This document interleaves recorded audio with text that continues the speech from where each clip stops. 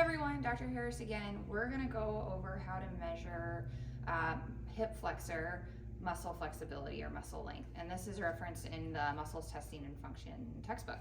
So we're going to do the modified Thomas test. What you're going to have your do is you're going to have your patient sit on the edge of the table so that their ischial tuberosities or sits bones are right on the edge. Then they're going to pick up one knee and give it a hug. Pick up one knee and give it a hug, good. And then you're going to assist your patient with rolling back. One thing you want to pay attention to is the lumbar spine.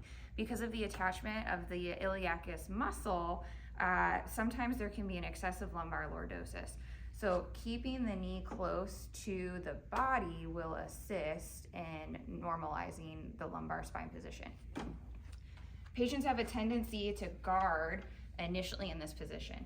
So unlocking the hip will help you get a better, truer read on muscle length.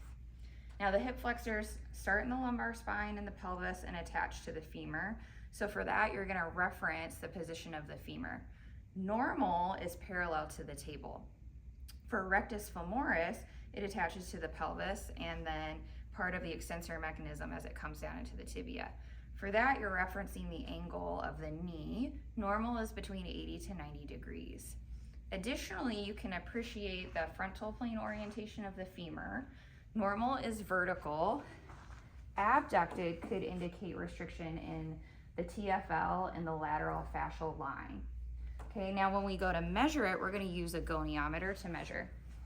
So for your hip flexors, for your iliopsoas, you can measure the angle of hip extension. And then for your rectus femoris, you can measure the angle of knee flexion. And then if TFL is implicated, you would then measure the amount of abduction. So let's go ahead and do that. I'm going to take my goniometer, and for the hip, I'm going to use the greater trochanter to anchor my axis.